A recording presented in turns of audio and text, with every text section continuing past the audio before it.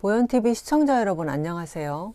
제가 유튜브에서 여러 책을 소개합니다만 소설 같은 문학에 대해서는 얼마 전까지만 해도 영화와 드라마 이야기의 원형과 정수가 담겨 있고 인생을 폭넓게 이해하려면 좋은 문학을 읽는 게 좋다는 정도로 생각했습니다.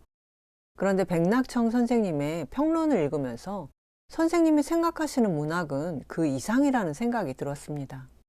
하이데거가 예술작품의 근원이라는 책에서 진정한 시인은 진리의 부름을 듣는 사람이고 예술작품의 진리가 구현될 수 있다고 한 것처럼 백 선생님은 하나의 예술작품, 진정한 문학이 완성될 때마다 또 그 작품을 대중이 접할 때마다 크고 작은 정신개벽이 일어난다고 하셨는데요.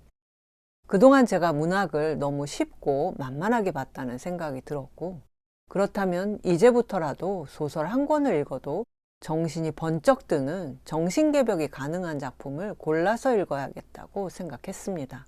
그래서 오늘 제가 소개할 책은 D.H. 로런스의 장편 소설 무지개입니다. 로런스 하면 아들과 연인이나 채털리 부인의 연인을 떠올리시는 분이 많겠지만 영문학계에서 꼽는 로런스의 최고작은 바로 무지개와 연애하는 여인들입니다.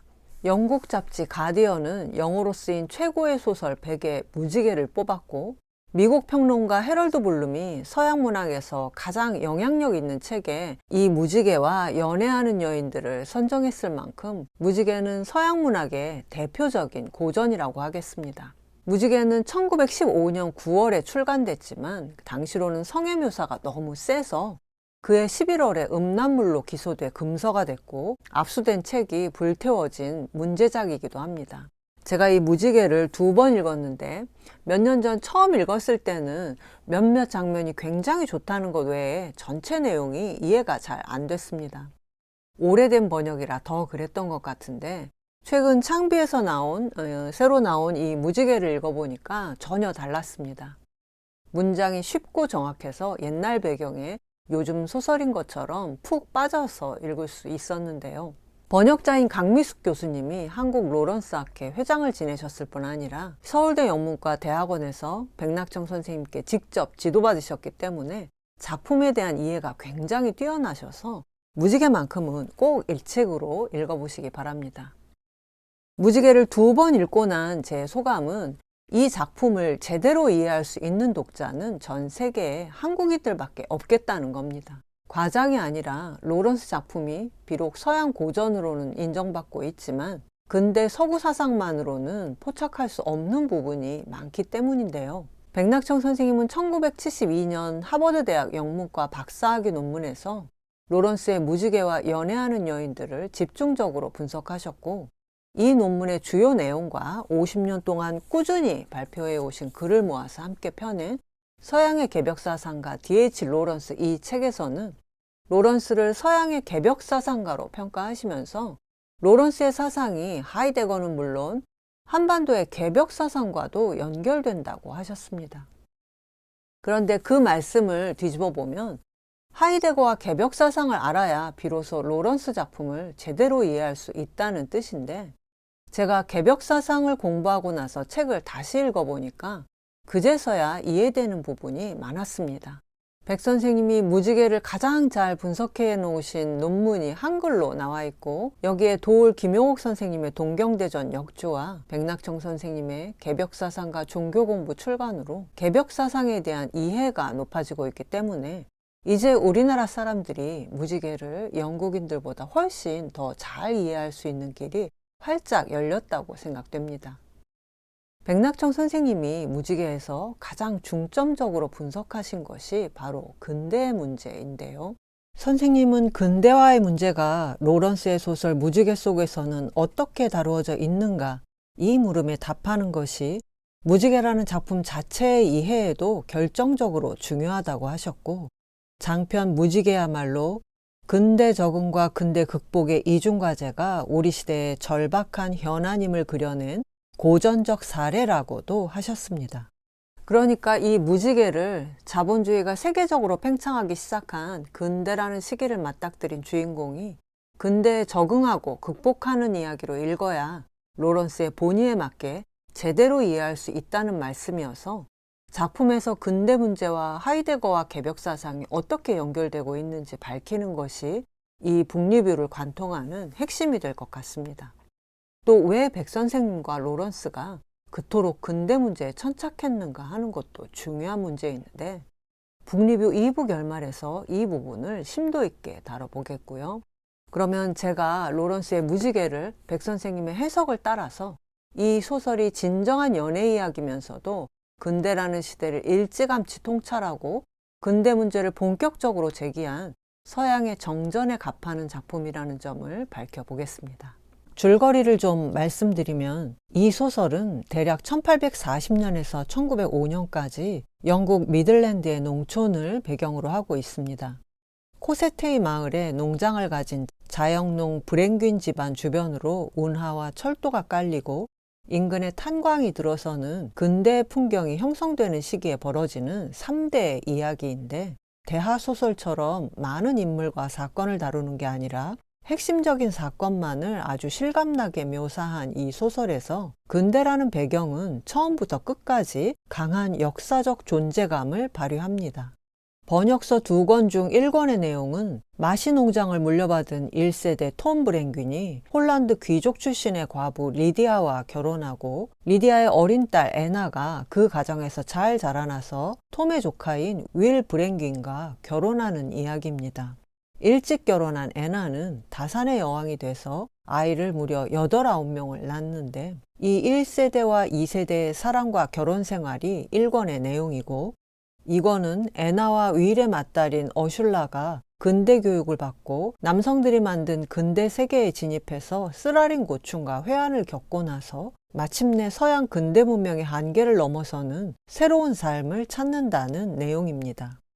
이 어슐라가 다음 작품인 연애하는 여인들의 등장에 또 다른 이야기를 펼쳐가기 때문에 무지개의 주된 주제는 어슐라가 등장하는 2권에 집중되어 있다고 할 수 있는데, 그러나 1권에도 꼭 짚고 넘어가야 할 중요한 부분이 있습니다. 로런스 하면 성애를 다룬 작가로 유명하듯이 3세대에 걸쳐 각각 어떻게 사랑하고 결혼해서 어떤 부부 생활을 했는지가 많이 나옵니다. 특히 성애 묘사가 무척 자세하고 동성애 장면까지 있어서 책이 몰수돼 불타는 분서 사건이 일어날 정도였지만, 지금 보면 아주 아름답고 정직한 묘사에 가깝습니다. 더구나 로런스 작품의 큰 특징이 남녀 간의 사랑을 진리의 영역으로 끌어올린다는 점인데, 예를 들면 이런 겁니다. 1권 1장의 제목이 톰 브랭귄은 어떻게 폴란드 귀부인과 결혼하게 되었나인데, 작품에 나오는 브랭귄들 중 1세대인 톰이 24살 때 읍내에 놀러 갔다가 어떤 신사와 마주치는데, 그 사람을 통해 그때까지 마을과 읍내밖에 모르던 자신과는 전혀 다른 삶, 전혀 다른 세상을 느끼고 자신의 온 존재가 소용돌이치는 경험을 합니다. 마시 농장 주변으로 운하와 철도가 놓이고 탄광이 생겨나는 근대적인 변화를 겪었지만, 진짜 근대인의 느낌을 주는 사람을 처음 만난 건데, 뭐라 설명할 수 없는 이 느낌 때문에 톰은 여지껏 살던 코세테이 마을이 답답하게 여겨져 몇 년간 방황을 합니다. 그러다 우연히 길에서 한 여성 리디아와 마주친 순간 자기도 모르게 이 여자다 하고 말하는데요. 폴란드 귀족의 딸이었던 리디아는 정치 상황이 불안했던 폴란드에서 2 아이를 잃고 나서 남편과 함께 영국으로 망명했지만, 그 남편도 곧 죽었기 때문에 어린 딸 애나만을 데리고 이 마을 목사관에서 가정부로 일하고 있었는데, 이렇게 자신과는 전혀 다른 배경을 가진 리디아를 한눈에 알아본 톰은 여기 마침내 비현실이 들어섰다는 느낌을 받은 겁니다.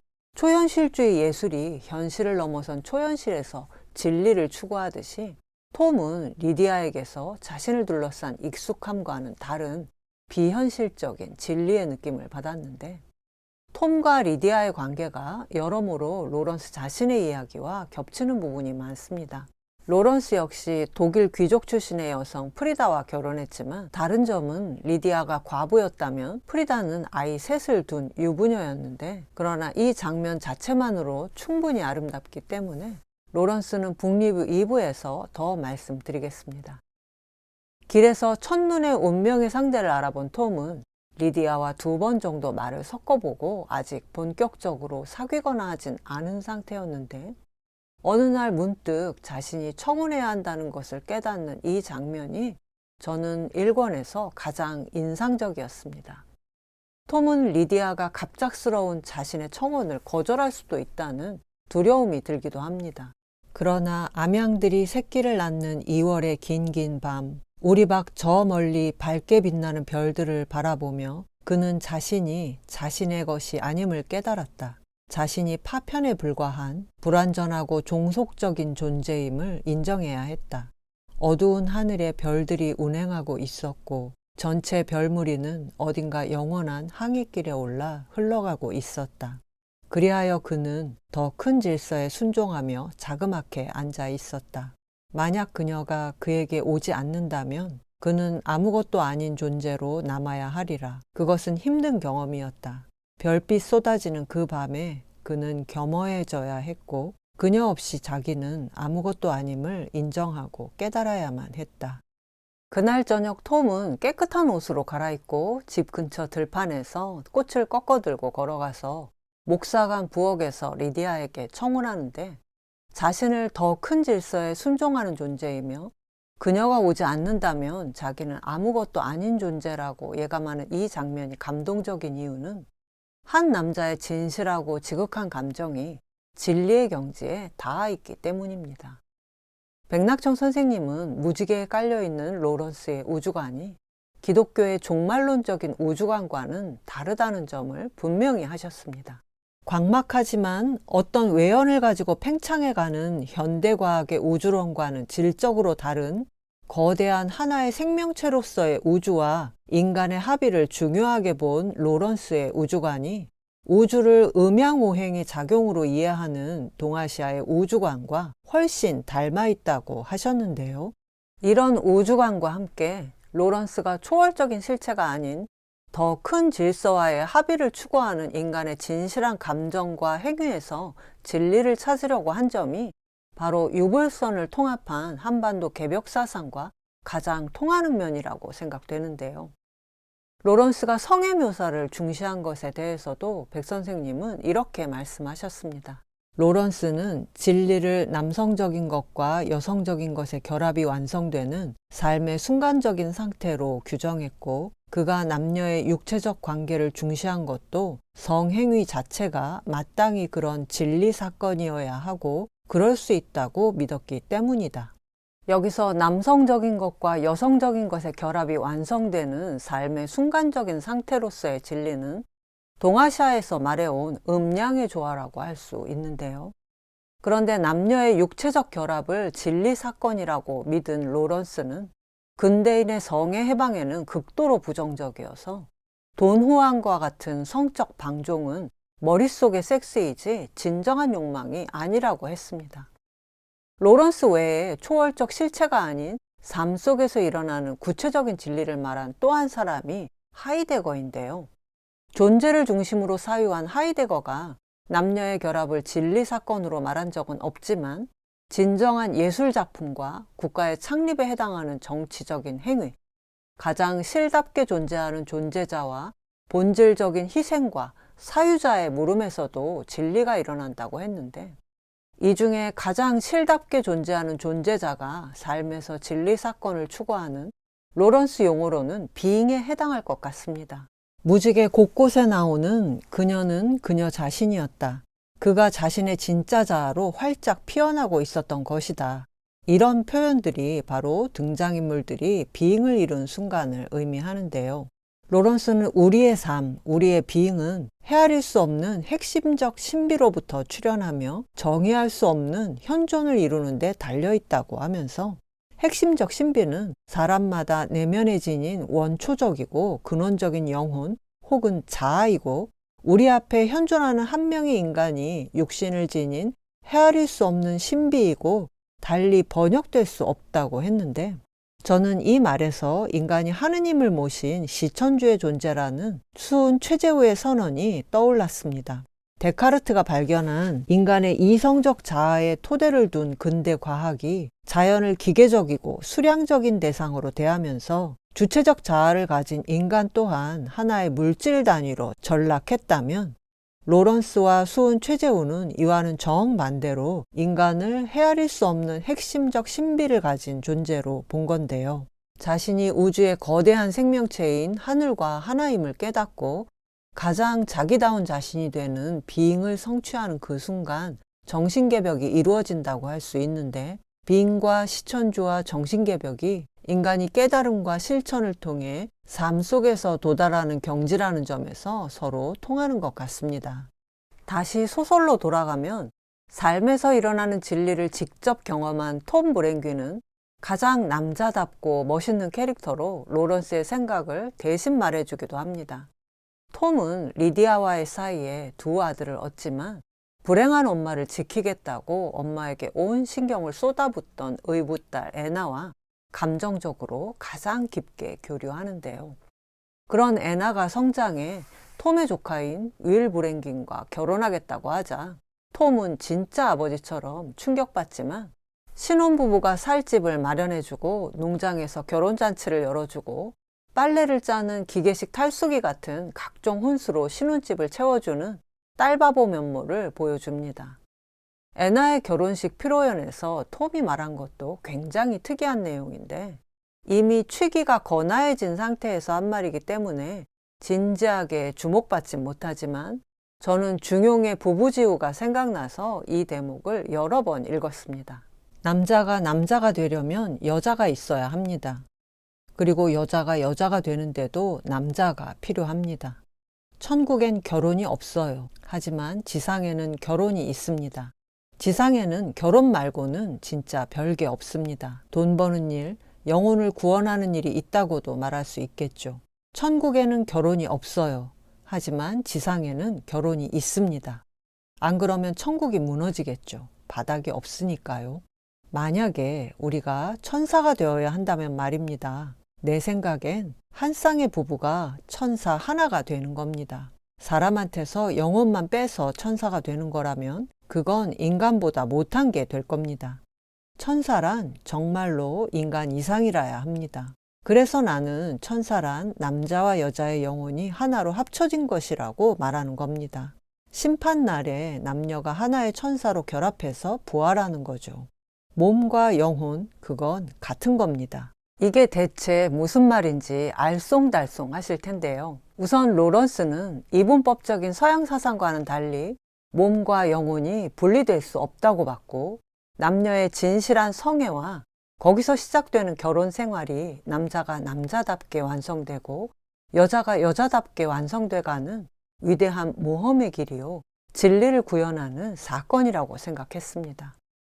그래서 인간이 천사가 된다면 단순히 육체에서 영혼이 빠져나가 천사가 되는 게 아니라 진리를 이룩한 한 쌍의 부부가 천사 하나가 될 것이고, 이런 결혼이 있기 때문에 천국보다 지상이 더 낫다는 건데, 역시 동아시아 사상과 친연성이 커서 아마 서양인들은 이 장면을 이해하기가 어려웠을 겁니다.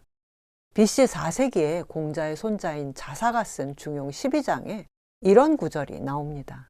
군자의 도는 명백하게 드러나 알기 쉬운 듯 하면서도 가물가물 숨겨져 있다. 보통 부부의 어리석음으로도 가히 더불어 군자의 도를 알 수 있거늘 그 도의 지극함에 이르면 비록 성인이라도 또한 알지 못하는 바가 있다. 보통 부부의 못남으로도 가히 더불어 군자의 도를 실행할 수 있거늘 그 도의 지극함에 이르면 비록 성인이라도 또한 실행하지 못하는 바가 있다. 군자의 도는 부부간의 평범한 삶에서 발단되어 이루어지는 것이니 그 지극함에 이르게 되면 하늘과 땅에 꽉 들어차 빛나는 것이다.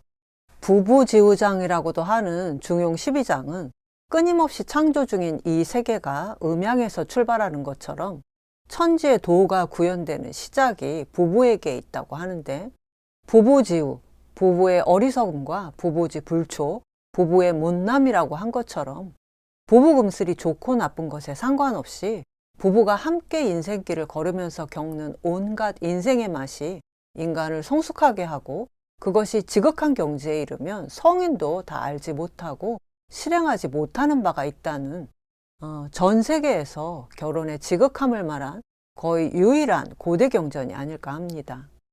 톰과 리디아가 결혼하고 나서 갈등과 긴장을 겪고 나서 드디어 도달한 안정된 상태를 거의 성서적인 언어로 묘사한 것을 봐도 로런스의 의도는 서양 기독교 사상보다는 동아시아 사상에 훨씬 더 가까워 보입니다. 오히려 기독교적인 진리관에 정면으로 문제를 제기하는 부분이 6장 승리자 애나와 7장 대성당에 주로 나오는데, 역시 서양적이고 근대적인 관점만으로는 애나의 입장이 잘 이해되지 않습니다. 신혼부부인 애나와 윌은 세상에 자기들만 존재하는 것처럼 그렇게 사랑하다가도 처절하게 싸우고 화해했다 또 싸우기를 반복하는데, 저는 애나와 윌 두 사람이 대체 왜 싸우는지 처음엔 정말 이해가 안 갔지만 곱씹어 보니까 이 싸움은 윌과 애나의 성대결적인 측면도 있지만 아무래도 두 사람의 진리관이 근본적으로 다른 데서 오는 대결인 것 같습니다.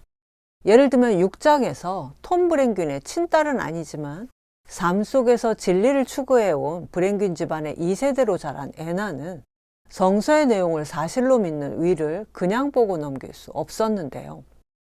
애나는 가나의 잔치집에서 물이 포도주로 변한 것을 성서에 쓰여진 그대로 믿는다는 윌에게 어떻게 그럴 수 있느냐며 그야말로 죽일 듯이 싸웠고, 남편이 아담의 갈비뼈에서 이브가 태어나는 장면을 목판에 새기는 걸 보고는 이브가 왜 이렇게 작냐, 아담은 하느님만큼 크게 만들고 이브는 인형같이 만들었다, 남자가 여자 몸에서 만들어졌다는 건 정말 뻔뻔한 소리야, 여자한테서 나지 않은 남자가 어디 있다고, 남자들이란 정말 뻔뻔하고 건방져, 이렇게 싸워서 결국 화가 난 윌이 목판 전체를 불살라버리게 만듭니다. 애나는 매주 일요일 교회에 나갔지만 자신의 내면이 충족되는 느낌을 받지 못하는 게 불만이었습니다. 목사의 판에 박힌 설교도 애나의 영혼을 자극하지 못했는데, 그런데 자신이 가장 사랑하고 함께 진리를 만들어가는 남편이 예배 내용에는 아무 관심 없이 성서를 무비판적으로 받아들이면서 교회가 주는 환상에만 빠져드는 꼴을 두고 볼 수가 없었던 겁니다. 대성당이라는 제목의 7장은 과거로 돌아가 신혼 초에 두 사람이 링컨 대성당을 구경한 장면인데, 평소 성화와 조각상, 교회 건축 양식에 큰 관심을 가진 윌은 대성당에 들어서자마자 혼자 영혼이 내달려 무아지경에 빠져듭니다. 애나 또한 시간을 뛰어넘는 절정과 황홀경을 구현해 놓은 이곳에서 신비와 경외감을 느끼고 압도되지만 결국 산통을 깹니다. 대성당에 반짝이는 등이 빼곡히 달린 컴컴한 반구형 천장 위로 진짜 별들이 선회하고 언제나 더 높은 자유가 있는 열린 하늘이 있다는 사실을 기억해냈기 때문인데요. 애나가 보기에 대성당 제단의 등불은 꺼져 있고 모세가 십계명을 받던 시나이산 숲을 속에 하느님은 더 이상 불타지 않고 죽은 물체로 놓여 있었습니다. 작은 가고일 상들이 못생긴 이유가 자기 아내를 모델로 한 석공에 아내에 대한 복수가 분명하다는 애나의 조롱이 더해지자 윌은 자신이 목숨같이 여기던 대성당에 대한 환상이 박살나 버립니다. 조각상과 그림, 교회 공간 같은 물질을 통한 절대미를 추구해온 윌과 삶 속에서 생생하게 일어나는 진리만이 진짜라고 믿는 애나의 싸움은 중세적인 것과 근대적인 것의 대립이 아니라 근대 미학으로 대표되는 서구 사상과 그것을 넘어서려는 그 무엇의 싸움인 것 같습니다. 이렇게 읽지 않으면 이 부부싸움을 도저히 이해할 수 없는데, 여기서 로런스가 애나의 손을 들어준 것은 근대인 특유의 물신적인 성향을 넘어서지 않으면 그 다음에 무엇이 우리 삶에 올 수 없다는 의미 같습니다. 특히 애나가 반발한 포인트는 물신적인 근대미학에만 몰입한 윌이 성서의 내용을 분별하는 최소한의 근대적 합리성에도 적응하지 못했다는 점인데, 그러나 승리자 애나 또한 더 나은 삶과 진리를 표상하는 무직의 그 너머로 가려 하진 않고 계속해서 아이를 임신함으로써 자기 스스로 진리의 문이 되기를 선택합니다.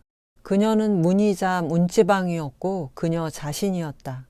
그녀를 통해 또 하나의 영혼이 오고 있었다. 와서 문지방에 서듯 그녀 위에 서서 나아갈 방향을 찾기 위해 손그늘을 만들어 밖을 내다볼 것이었다. 총 9남매를 낳아 8남매를 길러낸 애나는 모성이 주는 황홀한 만족감이 가득한 본인이 선택한 삶을 살았습니다. 로런스나 하이데거가 언급하진 않았지만 여성들에게 있어 자식이야말로 부정할 수 없는 진리 사건임을 애나가 스스로의 삶에서 구현한 건데, 그러나 애나의 만족감에는 창조의 일선에서 물러난 안조의 만족감이라는 면도 있었기 때문에 애나 역시 근대 이중과제를 원만하게 수행하지는 못한 셈입니다. 그런데 이런 한계에도 불구하고 애나가 자식에게만 목매고 사는 게 아니라 남편과 함께 보다 새로운 모험을 하게 되는데, 그 계기는 우연히 찾아왔습니다. 아이를 넷쯤 낳았을 때 어느 날 저녁 윌이 시내에서 처음 만난 여자를 유혹하려다 말고 집에 돌아왔는데, 남편이 평소와는 다르게 관능적인 수컷의 분위기를 풍기는 것을 즉각 알아챈 애나는 이것은 사태의 새로운 전환이라며 격하게 반깁니다. 남편의 외도 시도를 문제 삼지 않은 것은 물론 오히려 두 팔 벌려 환영하는 모습이 지금도 도덕적으로 문제가 될 수 있는데, 그러나 애나는 도덕을 떠나 자신이 알던 평범하고 말없이 가라앉은 그 남자보다 자신의 자아로 활짝 피어나고 있는 지금의 윌이 훨씬 좋답니다. 이 부부의 지겨운 싸움과 권태가 해결될 기미가 보였기 때문인데요. 낯선 남자가 된 윌의 변화에 자극받은 애나 또한 자신만의 모험에 나섰고, 평생 물신과 같은 절대미를 추구해온 윌은 여성인 애나의 몸을 통해 지극하고 격렬한 관능을 경험하고 나서 친밀감이나 애틋함이 없는 미칠 듯한 감각의 도취와 애욕이라는 부도덕한 절대미에 눈을 뜨게 됩니다. 그가 자신의 진짜 자아로 활짝 피어나고 있었다는 표현대로 윌은 나름 자신의 비잉을 이룬 것 같이 보입니다. 로런스는 그들의 외면적인 삶은 크게 달라진 것 없이 이어졌지만 내면의 삶은 혁명을 겪었다고 했는데요. 저도 그랬지만 대부분의 독자들은 로런스가 책에 쓴 대로 이 부부가 죽음처럼 난폭하고 극단적인 관능을 통해 혁명적인 변화를 겪었다고 이해할 수밖에 없는데, 그런데 백낙청 선생님은 애나와 윌에게 일어난 혁명적 변화가 비잉의 가장 깊은 차원에서 성취되는 본질적 돌파라고는 보기 어렵다고 하셨습니다. 두 사람의 딸인 어슐라가 무지개 후반부와 연애하는 여인들에서 펼쳐나갈 사유의 모험과 모색에 비하면 일면 혁명적이지만 개벽에는 미달하는 변화이고, 동시대 소설 대다수를 특징지은 낡은 노선에 따라 새로운 감각을 발명하는 정도에 머문다고 보셨습니다. 여기에 대한 연구는 백 선생님의 영문 박사 논문을 번역한 D.H. 로런스의 현대 문명관 이 책에 더 자세히 나와 있는데요. 백 선생님은 윌이 성적 결합을 통해 도달한 지극하고 부도덕한 절대미가 악의 꽃에서 보들레르가 그러했듯이 많은 뛰어난 현대예술가들의 골똘한 관심사였다고 지적하셨습니다. 그리고 이 현대예술가들이 추구한 경지가 부도덕한 이유는 현재가 과거 및 미래와 맺는 유기적 연결을 파괴한다는 뜻에서 책에서는 그들에게 아이들은 그저 육신의 소산에 지나지 않게 되었다, 이 부분에 해당하는데, 진짜 이렇게 사는 현대인이 많죠. 그리고 인류 공동체에 대한 진정으로 종교적인 사유를 거부하는 일에 실로 종교적인 열정으로 골몰한다는 뜻에서 부도덕하고 인류를 배반하기 때문이고, 그것이 결국 감각지상주의, 센세이셔널리즘으로 이어진다고 하셨습니다. 저도 애나와 윌의 관능적 성애가 진정한 새로운 모험에 해당한다면 로런스야말로 지금 전 지구적으로 유행인 감각지상주의의 원조가 아닐까 하는 생각이 잠깐 들었습니다만, 이것이 개벽에 미달한다고 정확하게 지적하신 백 선생님의 세심한 연구가 있기 때문에 우리나라 사람들이 전 세계에서 무지개를 가장 잘 이해할 수밖에 없을 것 같습니다. 제가 백 선생님 논문에서 발견한 흥미로운 내용을 좀 더 말씀드리면, 감각지상주의가 우리의 삶 그 자체에 우리 삶의 유일한 형태가 되어버렸다고 한 로런스가 동시대 작가들을 어떻게 평가했는지가 나옵니다. 그 자신이 감각지상주의의 징조였던 플로베르는 엄마로부터 넌 문자에 미쳐서 심장이 메말라 버렸다는 말을 들었다고 하는데, 플로베르의 보바리 부인에 대해 로런스는 내게는 보바리 부인마저도 작품 전체에 생동하는 리듬 면에서는 죽은 듯 보인다고 했고, 노망성 조숙 현상을 보이는 현대 소설들 가운데 하나로 율리시즈를 꼽았는데, 로런스는 제임스 조이스의 작품에 진실로 새로운 것이 하나도 없다고 했습니다. 조이스의 마지막 작품인 피네간의 경야에 대해서도 제임스 조이스는 진짜 잡탕 스튜다, 성경이나 다른 여러 곳에서 끌어온 해묵은 양배추 밑동 같은 인용문 쪼가리들을 고의적으로 저널리즘적인 상스러움이라는 육수에 넣고 뭉근하게 끓인 것일 뿐, 정말이지 진짜 낡고 낡은 진부한 것인데 완전히 신품인 양 가장하고 있다, 이런 평을 했는데, 로런스의 무지개를 읽고 나니까 왠지 로런스의 말이 맞는 것처럼 느껴집니다. 물론 로런스의 경멸에 완전히 맞먹는 경멸을 제임스 조이스도 로런스에게 돌려줬다고 하는데요. 물론 무지개가 아주 쉽게 읽히진 않고 로런스의 의도를 모두 파악하면서 읽기는 더욱 어렵지만, 로런스가 플로베르나 제임스 조이스와는 전혀 다른 현대소설의 새로운 길을 열려고 한 작가인 것만은 확실한 것 같습니다. 오늘 백낙청 선생님께서 서양의 개벽사상가로 평가하신 로런스의 대표작 무지개 1권의 내용과 해설을 소개해드렸는데, 로런스가 대단한 작가인 만큼 제가 말씀드리지 못한 것들이 훨씬 더 많이 들어있는 무지개를 꼭 읽어보시기 바랍니다. 무지개 2권에서는 3세대 어슐라의 본격적인 근대 적응과 극복이 아주 흥미롭게 그려지고 있는데요. 북리뷰 1부에서는 로런스의 자전적 이야기를 소개하지 못했는데, 당시 엄청난 스캔들이었던 로렌스의 연애와 결혼 이야기와 함께 지금 봐도 파격적이고 놀라운 장면들이 나오는 2권의 내용, 그리고 근대 문제와 개벽 사상을 왜 알아야 하는지를 정리한 북리뷰 2부를 기대해 주세요. 지난 시간에 서양 문학의 대표적인 고전, 정전으로 꼽히는 D.H. 로런스의 무지개 1권을 소개해드렸는데, 오늘은 2권을 소개하겠습니다.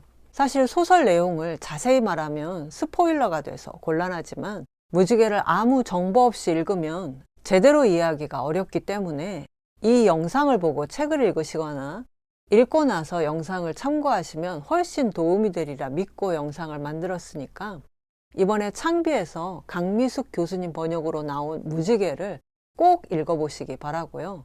1권의 내용을 소개한 북리뷰 1편도 꼭 봐주시기 바랍니다. 무지개 2권에서는 브랭균 일가의 3세대인 어슐라의 본격적인 근대 적응과 극복이 펼쳐지는데요. 무지개 전체를 연결하는 키워드는 제목인 무지개가 상징하는 더 나은 삶다운 삶에 대한 지향이라고 할 수 있습니다.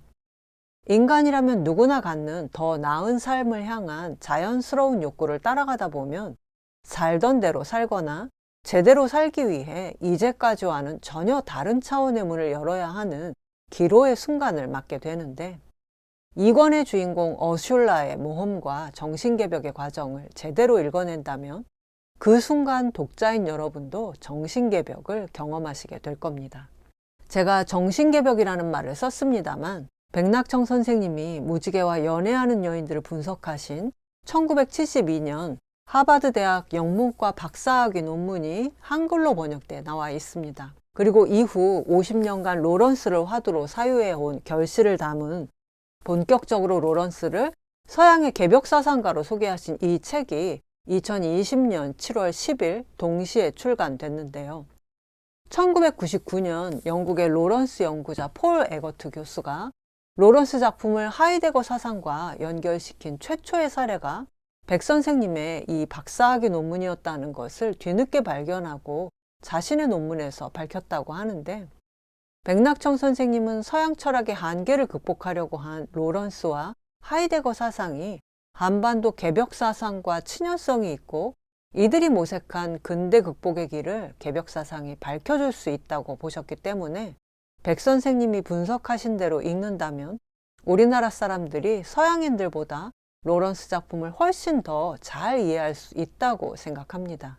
무지개 1권의 맨 처음 서곡에서 브랭귄 일가의 남자들이 대대로 자연의 절기에 맞춰 대지를 일구고 살아가는 삶에 만족하고 그 세계에 푹 빠져 살았다면, 오히려 여자들은 저 멀리 도시와 다른 세계가 있다는 것을 느끼고 자기 자식들이 지식을 가진 더 높은 존재가 되길 갈구했고, 그 결실로서 드디어 3세대 어슐라에 와서 근대 적응과 극복에 대한 본격적인 도전이 가능하게 되는데요. 어슐라의 첫사랑인 스크리벤스키가 도전할 엄두도 못 내고 근대 적응에만 그쳐 하이데거가 말하는 세인의 삶에 머무는 것을 보면 근대 극복의 노력이 그만큼 어렵고 각자 나름대로의 적공이 필요한 것 같습니다. 앞서 북리뷰 1부에서는 로런스 이야기를 조금 하다 말았는데, 이 권의 맨 뒷부분에 강미숙 교수님의 작품 해설에 로런스의 일생이 요약되어 있습니다. 로런스는 1885년 영국 노팅엄셔의 탄광촌 이스트우드에서 광부 아버지와 교사 출신 어머니의 넷째 아들로 태어났는데, 엄마 이름이 무지개 1권에서 톰과 결혼하는 폴란드 귀족 출신 아내 이름이기도 한 리디아였습니다. 이 엄마가 다른 계층의 삶을 알고 있었기 때문에 자신의 아들들이 탄광촌을 벗어나 더 나은 삶을 살기를 바라며 애정과 기대를 쏟은 그 경험이 아들과 연인이라는 작품에 잘 나와 있듯이, 엄마의 바람대로 로런스는 탄광촌을 벗어나 대학 교육을 받고 교사 생활을 합니다. 그래서 로런스 작품에 탄광촌에 대한 묘사가 뛰어난데, 토마스 하디와 함께 서양 고전문학에서 민중의 삶을 제대로 포착한 아주 드문 사례라고 합니다.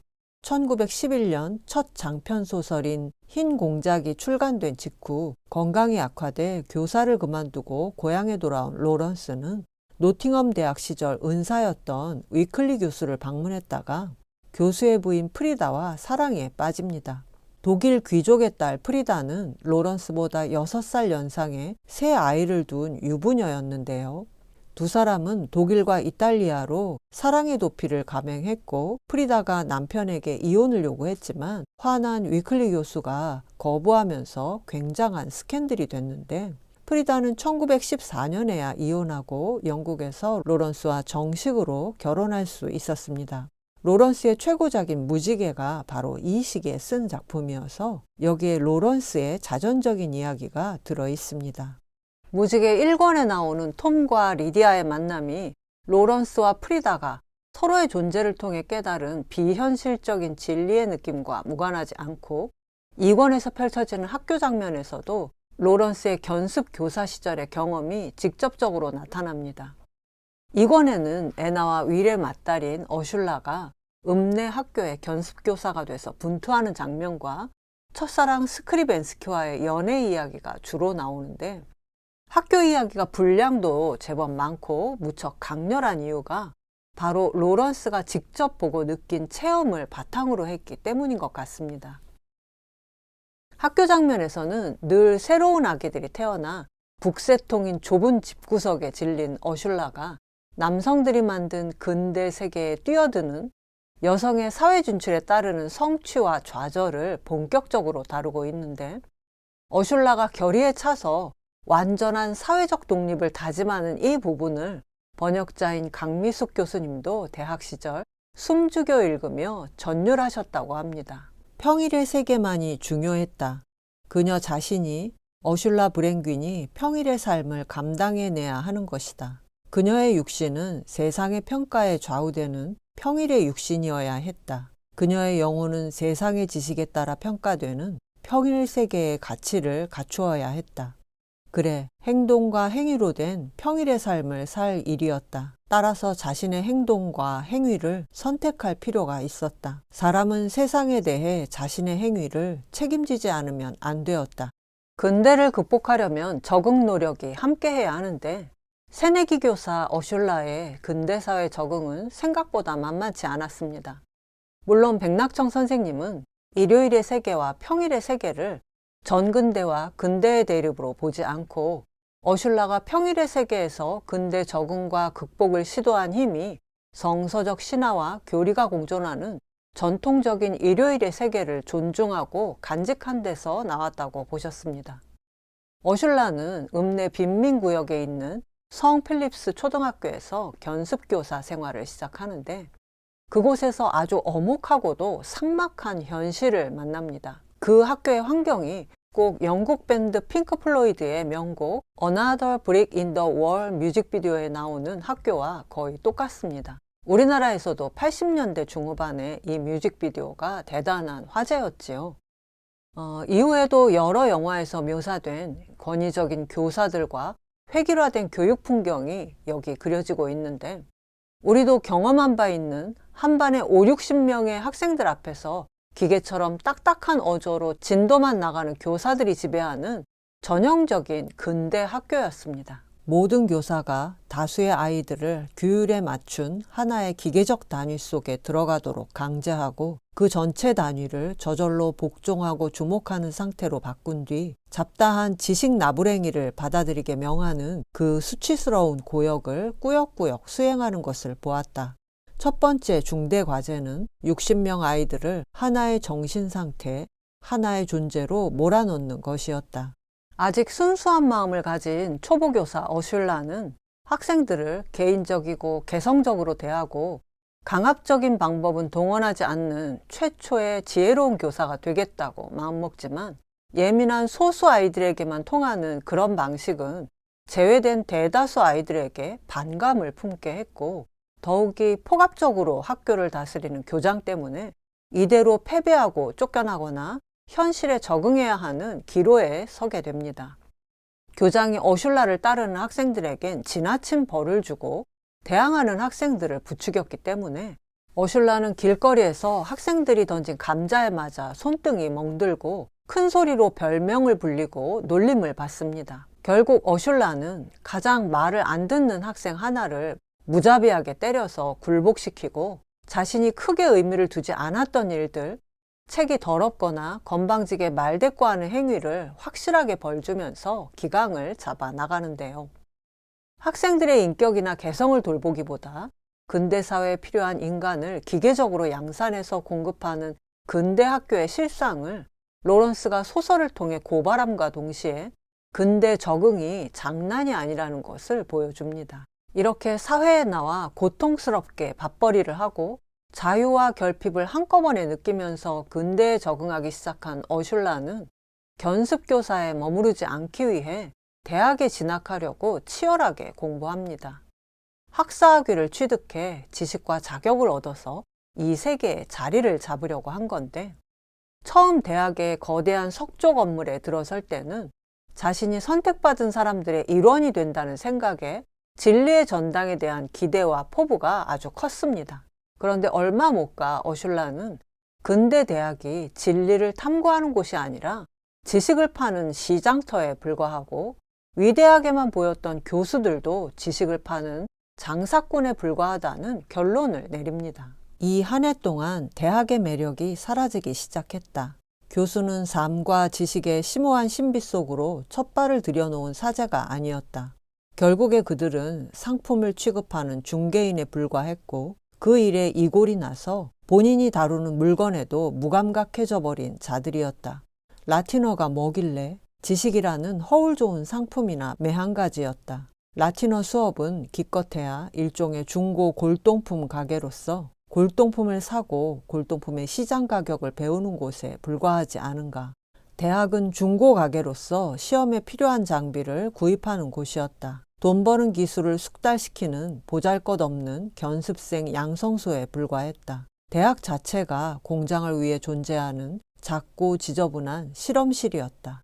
이런 실망 속에서도 정교사 자격증을 따기 위해 학업을 계속해 나가던 어슐라에게 첫사랑 스크리벤스키가 연락해 옵니다. 공병대 장교로 인도에 가기로 예정된 스크리벤스키가 6개월간의 휴가 기간에 어슐라와의 인연을 다시 이어보려고 나타난 건데 문제는 두 사람의 연애가 부모 세대인 애나와 윌, 그 윗대인 톰과 리디아처럼 진실한 사랑과 결혼으로 이어지지 않는다는 겁니다. 두 사람은 겉으로 보기엔 아주 낭만적인 젊은 연인이었지만 어슐라가 전통사회를 상징하는 일요일의 세계를 간직하고 개인적인 자아를 돌보는 것을 중요하게 여기는데 반해 스크리벤스키는 근대 세계의 기성관념을 대표합니다. 예를 들어 최대 다수의 최대 행복이 개인에게도 최대의 행복이고 개인보다 공동체를 내세우는 게 중요하다고 피상적으로 생각하는 로런스의 표현으로는 자기 개인의 본질적인 생명에서는 거의 죽은 상태인 스크리벤스키, 이렇게 근본적인 차원에서 다른 두 사람의 연애였기 때문인데요. 로런스는 아직 육체적인 결합은 하기 전인 두 사람의 성애 장면을 굉장히 특이하게 묘사했는데 처음에는 젊은이들답게 서로의 육체에 이끌려 시작하지만 곧 한 사람이 죽고 한 사람이 승리하는 결투처럼 느껴지는데 특히 저는 어슐라의 급격한 심경의 변화가 이해가 안 갔습니다. 그녀가 키스하며 그를 받아들였다. 달빛처럼 딱딱하고 격렬하며 녹여 무너뜨리는 그녀의 키스가 단단하게 그를 거머잡았다. 그녀가 그를 파괴하고 있는 듯했다. 그녀는 단단하고 사납게 달처럼 싸늘하고 맹렬히 타오르는 소금처럼 단단하게 그를 잡고 있었다. 서서히 그의 따뜻하고 보드라운 쇠 같은 몸이 항복하고 또 항복할 때까지 그렇게 그녀는 거기서 그를 소진되고 말살된 희생물을 꼭 끌어안았다. 그녀가 승리했다. 그는 더 이상 존재하지 않았다. 점차 그녀는 정신이 들기 시작했다. 무슨 일이 일어났던 거야? 미쳤었나 봐. 무슨 끔찍한 것에 쓰였던 거야? 그녀는 자신에 대한 주체할 수 없는 두려움으로 가득 찼다. 방금 일어난 일은 결코 기억되거나 생각나선 안 되며 일어날 수 있는 일이라고 한순간도 허용해선 안 된다는 미칠 듯한 욕망에 사로잡혔다. 그녀는 온 힘을 다해 외면했다. 그녀는 선하고 사랑스러운 어슐라였다. 아름답지 않아? 구슬리는 투로 애무하듯 부드럽게 그녀가 말했다. 그리고 그를 애무해 되살려내기 시작했다. 그는 죽은 상태였으니까.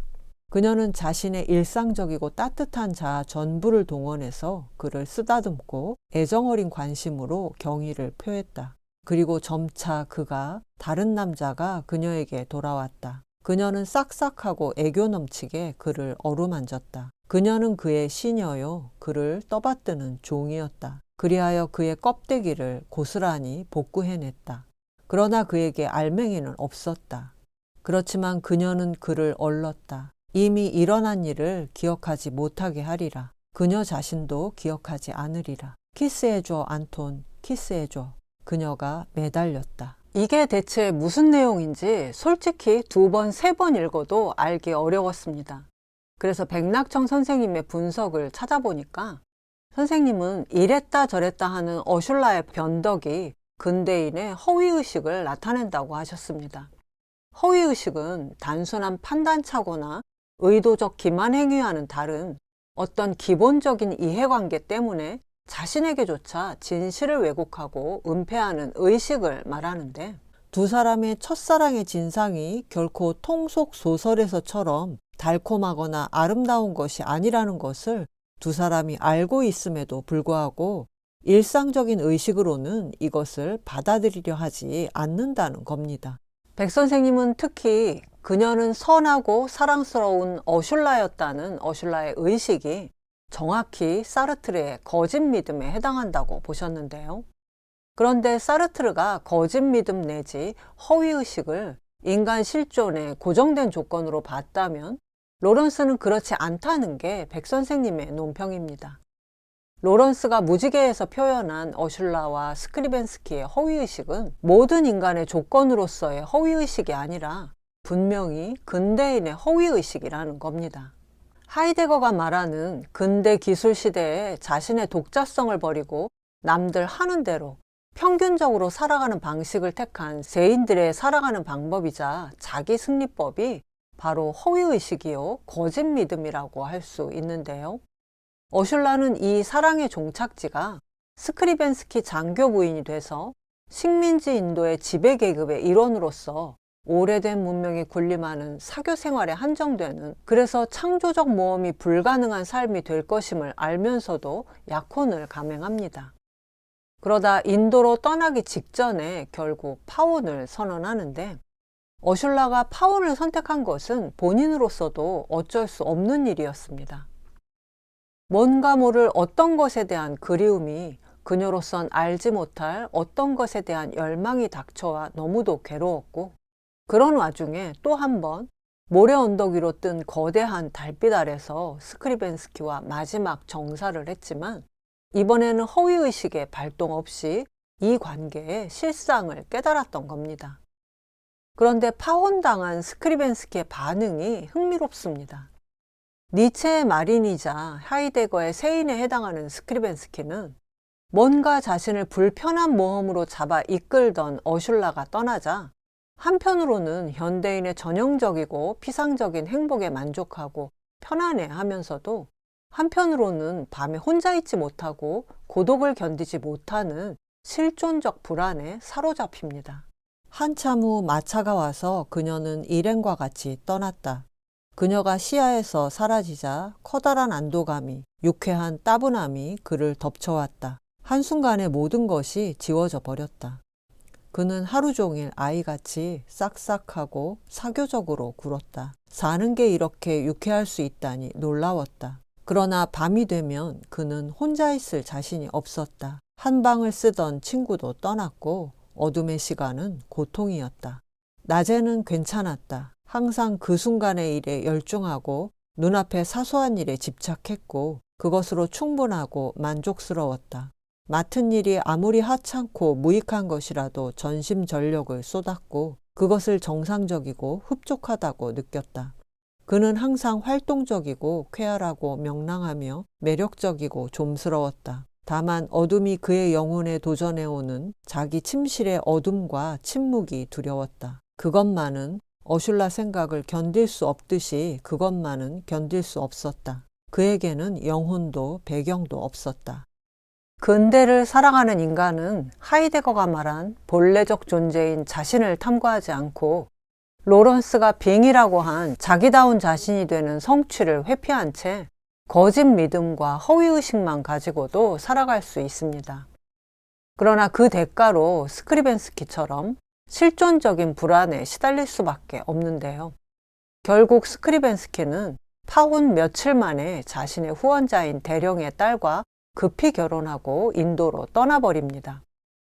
그러면 파혼하고 집으로 돌아온 어슐라는 어떻게 됐나 하면 이 선택도 순탄하지만은 않았습니다. 어슐라는 얼마 못 가 자신이 임신했다고 생각합니다. 그리고 그런 생각이 들자 여지껏 자신이 따랐던 내면의 목소리를 버리고 스크리벤스키의 아내로 기성사회가 원하는 현모양처로 살겠다고 갑자기 마음을 바꾸고는 스크리벤스키에게 부디 자신을 용서해달라는 편지를 써서 허위의식이 절정에 달한 모습을 보여주는데요. 답장을 기다리는 사이 분열된 마음 상태에서 방황하던 어슐라는 답답한 마음에 들판을 돌아다니다가 5마리의 야생마들과 마주치는데 이 말들이 자신을 향해 질주해오고 어슐라가 도망치는 긴박한 장면이 현실인지 환각인지 구분이 안 가는 상태로 전개됩니다. 로런스에게 있어 야생마는 자연의 생명력을 한 몸에 가진 경이로운 존재인데 그 말들이 자신의 모든 진실과 긍지와 창조적 모험을 포기하고 식민지 인도의 상류사회로 가겠다는 거짓 평화를 가장한 어슐라를 향해 질주해옴으로써 정신 차리라는 계시를 주었다고 볼 수 있는데요. 겨우 말들을 피한 어슐라는 지친 몸으로 집에 돌아오지만 2주일 동안 고열에 시달리면서 자신의 내면의 허위의식과의 싸움을 계속합니다. 그녀가 꼭 그에게 속해야 하는가? 그를 따라야 하는가? 그녀가 스크리벤스키에게 속한 데서 오는 통증이, 비진실이 주는 통증이 변함없이 존재했다. 그녀가 그에게 매이지 않았는데 무엇이 그녀를 그에게 매어 두었는가? 이 허위가 왜 이리 오래 지속되는가? 이 허위가 왜 그녀를 끝도 없이 갉아대며 그녀는 왜 미망에서 깨어나 선명한 현실을 직시하지 못하는가? 혼미한 상태에서 죽음과 정신분열의 경계까지 다가갔던 어슐라는 결국 시련을 이겨냅니다. 회복기에 들어선 어슐라는 자신이 싹을 내기 위해 가짜 세상인 껍질을 벗어던진 맑은 도토리 알맹이와 같다고 여기는데, 허위의식의 껍데기를 모두 떨쳐버리고 유일한 진실인 알맹이가 된 어슐라는 점점 잠을 푹 자면서 새 하늘과 새 땅에 뿌리를 내렸고, 드디어 깨어나 이 땅에 새날이 온 것 같은 정신개벽의 순간을 맞이합니다. 제가 도올 김용옥 선생님의 논어 한글 역주를 만화로 그린 사람이라 항상 공자의 인이 무엇인가에 대한 화두를 가지고 있는데요. 도올 선생님은 인이 한의학에서 행인, 도인과 같은 씨앗을 의미한다는 점에 주목하셨는데, 어슐라가 도달한 허위의식의 껍데기를 모두 떨친 진실한 알맹이가 된 그 경지가 바로 정신개벽의 경지이면서 공자가 말한 인의 경지가 아닐까 하는 생각이 들었습니다. 이렇게 허위의식을 모두 떨친 어슐라는 아이는 이미 유산된 것 같았고, 그러나 아이가 있었더라도 별 차이는 없었을 것이다. 그녀는 아이와 자신을 지켰을 것이고 스크리벤스키에게 가지 않았을 거라는 진실된 판단을 함으로써 근대 사회가 요구하는 그럴듯한 껍데기뿐인 삶을 최종적으로 거부합니다. 이 권의 마지막 장면은 침대에서 일어난 어슐라가 창밖을 통해 탄광촌의 읍내라는 지저분한 현실 풍경 너머 아름다운 무지개가 뜬 것을 발견하면서 이야기가 끝나는데, 이 무지개는 기상현상이면서도 손에 잡히지 않는 신비로움을 가지고 있어서 근대에 적응만 할 경우 빠지기 쉬운 허위적인 근대식 사랑 너머에 다른 차원의 진리와 삶의 창조성이 있다는 것을 암시합니다. 지금까지 2번의 북리뷰를 통해 영문학의 고전 D.H. 로런스의 대표작 무지개 1, 2권의 줄거리와 주요 장면의 해석을 전해드렸는데요. 저의 북리뷰의 주제를 크게 2가지로 요약할 수 있겠습니다. 하나는 초월적이고 실체적인 진리를 추구해온 서양 철학 전통과 달리 로런스는 삶다운 삶을 가능하게 하는 창조적 모험에 주목했고, 바로 남녀 간의 사랑과 결혼 같은 인간의 구체적인 행위에서 진리가 일어난다고 봤는데, 한편 이것이 근대라는 역사적 시기의 기성관념인 허위의식에 도전을 받는다는 겁니다. 또 하나는 진리가 구체적인 삶 속에서 일어난다는 로런스의 입장이 한반도 후천개벽 사상과 상통하는 면이 있다는 건데요. 인간이 하느님을 모신 시천주의 존재임을 깨닫고 그런 삶을 살라는 수은 최재우의 선언은 인간이 자기다운 자기를 완성하는 비잉의 경지를 최고의 진리 사건으로 보는 로런스의 인식과 그대로 통하는 것 같습니다. 하이데거가 인간을 현존재, 다자인이라고 했을 때 그 안에 존재를 의미하는 자인이 들어있는 것 역시 시천주 인내천과 같은 맥락이라고 볼 수 있는데요. 또한 아직 전통사회의 영향을 간직한 주인공 어슐라가 근대에 적응하는 한편 극복을 모색하는 이 소설의 내용은 제대로 된 근대 극복 노력에는 반드시 근대인의 허위의식에서 벗어나 삶 속에서 일어나는 진리를 알아보고 결단하는 정신개벽이 함께해야 한다는 것을 보여줍니다. 마지막으로 제가 이 북리뷰를 준비하면서 깨달은 것이 있습니다. 바로 로런스와 하이데거, 백낙청 선생님이 모두 근대를 화두로 사유한 점이 단순한 우연이나 성향의 문제가 아니라 근대를 사유하는 게 그토록 중요하고 또 중요하기 때문이라는 겁니다. 석가모니가 얻은 깨달음을 안욕따라 삼맥 삼보리 무상정등각이라고 하는데, 사전을 찾아보면 세상 모든 일의 참된 내용과 형편을 두루 아는 것이고, 그런 깨달음에서 나오는 바르고 원만한 마음과 지혜까지를 포함한다고 합니다. 그런데 과학기술과 자본주의가 결합해 물질 문명이 급속도로 극도로 확대된 근대는 석가모니 시대는 물론 이전의 시대들과 확실히 구별되는 특징을 가지고 있습니다. 특히 근대에는 인간과 자연세계 말고도 인간이 만든 가상세계가 거대하게 성장해서 이전 세계보다 훨씬 복잡한 양상의 현실이 펼쳐지고 있는데요.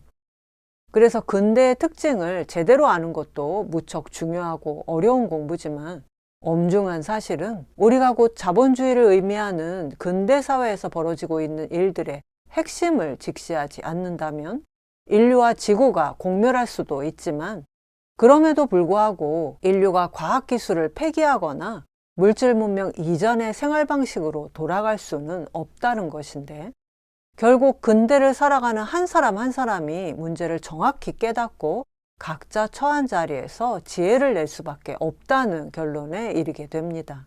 그래서 만약 지금 다시 석가모니가 나타난다면 자본주의 근대 세상에서 벌어지고 있는 모든 일의 참된 내용과 형편을 두루 아는 깨달음을 얻고 여기서 나오는 원만한 마음과 지혜를 제시할 텐데, 한반도의 개벽 사상을 이어받은 소태산 박중빈이 새 회상을 창립하면서 내건 표어가 바로 물질이 개벽되니 정신을 개벽하자입니다. 소태산은 근대 자본주의 물질 문명의 풍요 속에서 오히려 사람이 물질의 지배를 받고 물질의 노예 생활을 하는 데서 오는 온갖 정신적, 경제적 압박과 고통의 파란 고해에서 벗어나려면 일상 속에서 마음 공부와 훈련과 실천을 통해 정신개벽을 이뤄야 한다고 했습니다.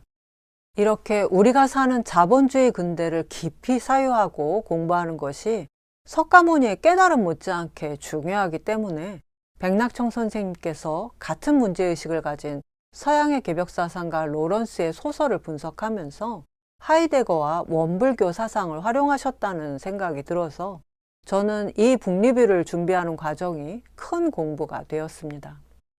서양 문학의 진정한 고전 로런스의 무지개를 백낙청 선생님의 해석을 베이스 캠프로 삼아 저의 해석까지 보태 소개드린 북리뷰를 재미있게 보셨는지 모르겠습니다.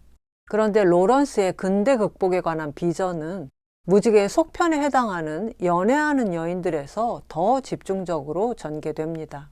백 선생님의 연구도 하이데거의 기술시대와 관련된 본격적인 논의를 연애하는 여인들 연구에서 무척 흥미롭게 펼치셨고, 후천개벽 사상과의 연결점도 더 깊게 짚으셨습니다. 그래서 무지개를 보신 분들이라면 연애하는 여인들도 꼭 보셔야 하고, 저도 북리뷰를 하고 싶은데, 저는 처음 읽을 때는 연애하는 여인들을 좀 더 쉽게 재미있게 읽었습니다. 무지개의 주인공 어슐라와 바로 아래 동생인 구드런 두 여인이 각각 두 남자와 연애하는 이야기인데, 지금 우리 시대에 곧바로 적용해 볼 수 있는 장면들이 많이 나와서 창비 세계문학에서 연애하는 여인들이 출간되는 대로 꼭 다시 읽어보겠습니다. 그럼 이것으로 두 번에 걸친 D.H. 로런스의 무지개 북리뷰를 모두 마치겠습니다. 끝까지 봐주셔서 대단히 감사합니다.